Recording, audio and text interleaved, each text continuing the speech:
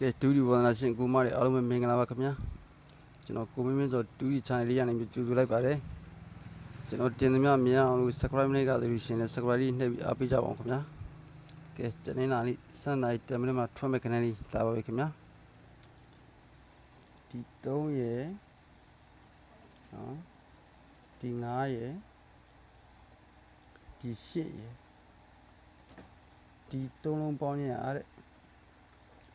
6ဖြစ်တဲ့အတွက်6ထိပ်ရှိပါတယ်เนาะ6ထိပ်ရှိပါတယ်အဲ့လို6ထိပ်ရှိဖြစ်တဲ့အချိန်မှာတဲ့ဒီ8ရယ်ဒီ9ရယ်ဒီ8ရယ်ဒီ3လုံးပေါင်းခြင်းอ่ะတဲ့9နောက်ပိတ်ပါတဲ့เนาะအဲ့တော့6ထိပ်ရှိ9နောက်ပိတ်နဲ့65ဆိုတဲ့ကဏ္ဍလေးထွက်ပြထားပါတယ်ခင်ဗျာ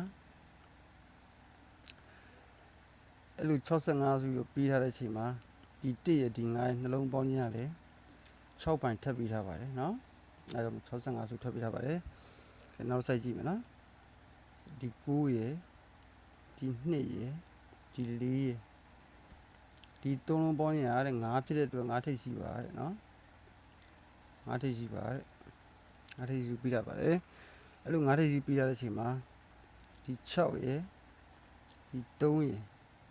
ဒီ4ရယ်ဒီ3လုံးပေါင်းရင်အားတဲ့3နောက်ပိတ်ပါတဲ့เนาะအဲ့တော့9ထိပ်စီ3နောက်ပိတ်နဲ့53ဆိုပြီးထွက်ပြီးရပါတယ်ခင်ဗျာ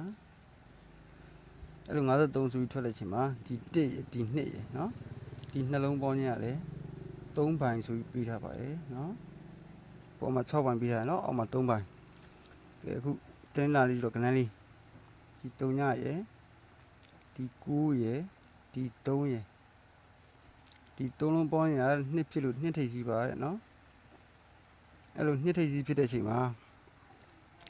ဒီ9ရဒီ4ရဒီ3ရနော်ဒီ3လုံးပေါင်းရင်4နောက်ပိတ်ပါတဲ့နော်အဲ့တော့2ထိပ်စီ4နောက်ပိတ်နဲ့24ဆိုတော့ကဏ္ဍလေးတစ်ခွက်ရပါတယ်ခင်ဗျာ24ပေါ့နော်အဲ့လို2ထိပ်စီ4နောက်ပိတ်ပြီးတဲ့အချိန်မှာဒီ3ရဒီ9ရဒီနှလုံးပေါင်းရ2ပိုင်ပါတဲ့နော်အဲ့တော့ပုံမှာ6ပိုင်ပြီးထားတယ်3ပိုင်ပြီးထားတယ်ဒီမှာ2ပိုင်ပြီးထားတယ်နော်အဲ့တော့2တစ်လုံးရဲရဲတာပတ်ဖို့ဗျာပတ်ချင်တဲ့လူတွေတော့2တစ်လုံးပတ်လိုက်ပေါ့နော်နောက်ထပ်ထူအောင်မဲ့ကဏ္ဍလေးရတော့2ရယ်3ရယ်20ရယ်ပါခင်ဗျာနော်အပိရတဲ့အကူဒီမလေးကျေးဇူးတင်ပါတယ်စကပါလေးနှိပ်ကြပါဦး